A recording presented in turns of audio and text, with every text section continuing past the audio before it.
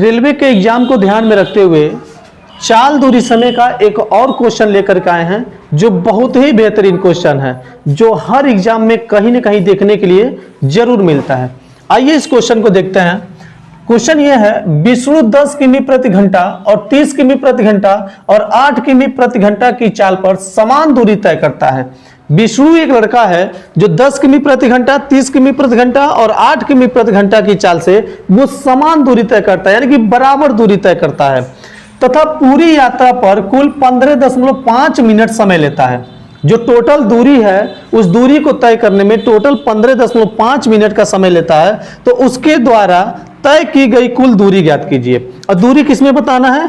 Kilometre में बताना है। और देखिए किसमें पूछा ये पूछा आरआरबी एनटीपीसी 7/1/2017 के फर्स्ट शिफ्ट में पूछा है और ये एनटीपीसी में पूछा है। आइए इस क्वेश्चन को हम लोग लगाते हैं।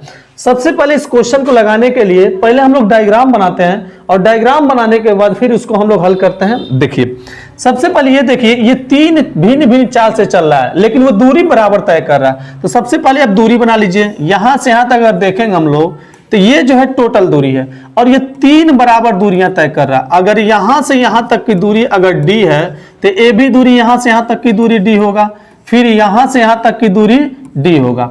3 दूरियां और 3 चाल से अलग अलग चाल से तय कर रहा है। अगर टोटल दूरी की अगर हम लोग बात करते हैं यहां से यहां तक तो d और d 3 बार है तो 3d, टोटल दूरी हो जाएगा 3d।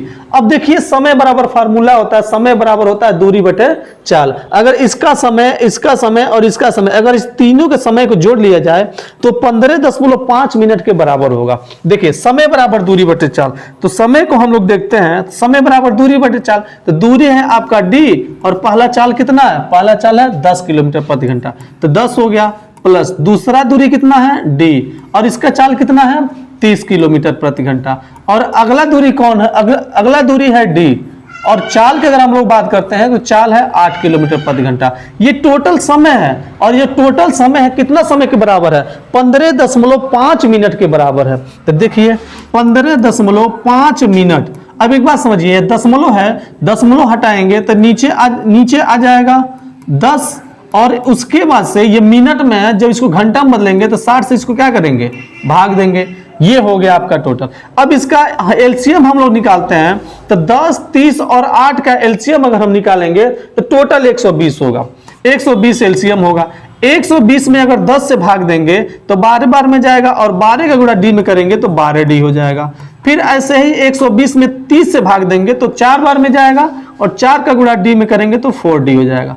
प्लस 8 का गुणा अगर 8 का भाग 120 में करेंगे तो 15 होगा और 15 का गुणा d में करेंगे तो हो जाएगा 15d। और इस तरह से इसको आप काट लीजिए।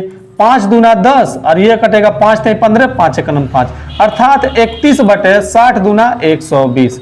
अब देखिए यहां से 120 और 120 कट जाएगा, क्या बराबर रहता है तो नीचे का नीचे कट जाता है, ऊपर का ऊपर कट जाता है।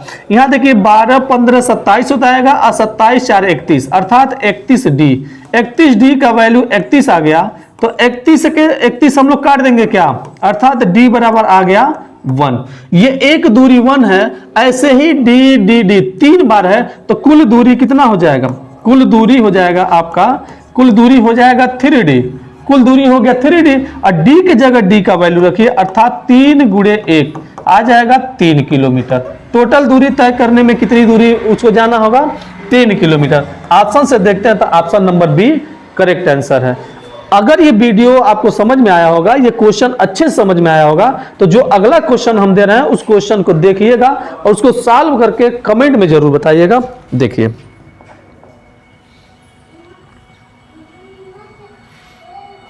इस क्वेश्चन को आप लोग सॉल्व करिएगा और सॉल्व करके कमेंट बॉक्स में जरूर बताइएगा। चलिए धन्यवाद।